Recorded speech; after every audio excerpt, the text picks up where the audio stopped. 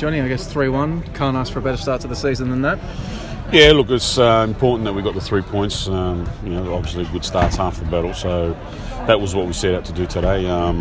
We obviously had a bit of luck there that when they got their goalkeeper sent off, so they were down to 10 men, and we just try to get the ball moving quicker and try to move them about a bit, and get them tired and sort of get behind them, get some chances.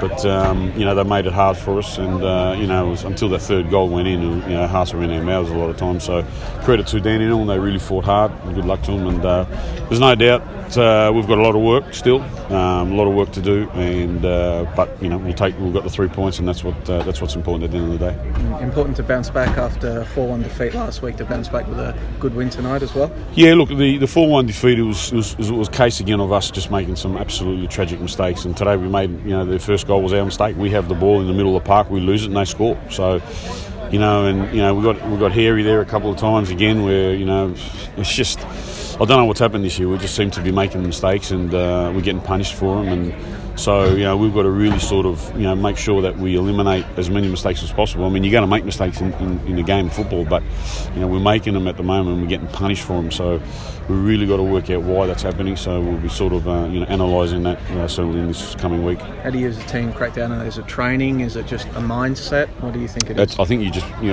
I think it's a mindset more than anything. Really, it is. It's about being confident in what your ability and your passing ability, your tackling ability, your heading, all that plays such a big part when you walk out and cross that white line. A coach can only do as much as he can, and I take responsibility for everything, no doubt about it. But at the end of the day, when you're on this one, you're on the ground, and the pass is a 10-metre pass and it goes astray, and from that we concede. And you got to ask the question: are you confident enough as a footballer to be on the field? So, we try to instill that into the boys, and we do that every time. And I know it happens, and when you want, there's good intentions. Don't get me wrong, absolutely good intentions. There's no doubt with that. But like I said, we are getting punished for that. So maybe we've got to say, when we are attacking with our ball, that we don't all go forward. We sort of keep that extra man at the back just for safekeepings. So that's something we'll look at this week. 2-1 at half time. What was your chats to the boys? Just to keep the ball, get some width, make sure that our two wide players, Chris Lucas and Dimmy, were actually on the line, just to really open them up and get maybe Hicksy going through the middle or Tyson going through, because they were really congested the space for us and made it very hard. So we did that a lot, and we kept the ball moving quite a bit. But when the goal doesn't come at 2-1 and you have so much of the ball, then things start creeping in. The confidence starts dropping a bit. So that was important that we kept our shape properly, and we did that. Lucky enough we got the goal in the end, so calmed the nerves a bit. The reason I ask, I guess there was a similar pattern to last game where there was a noticeable change at half-time. Is that a positive? Are you happy with the way in which the boys are reacting to your half-time chat?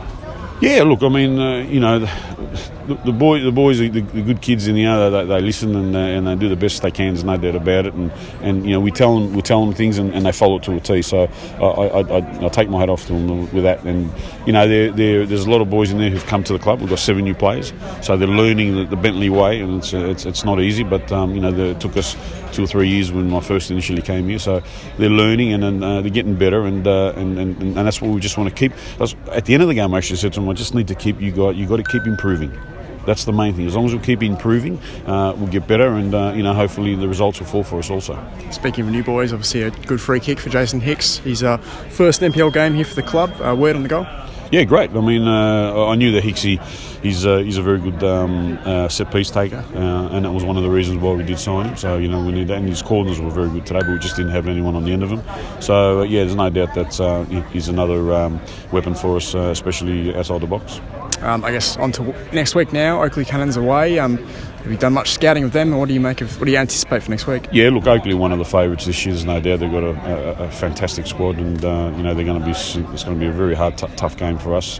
We just got to, like I said, we've got to improve, and I think it's the case where teams do step up when they play someone as good as Oakley. So there's no doubt that we've got to be at our best and try and get a positive result going there.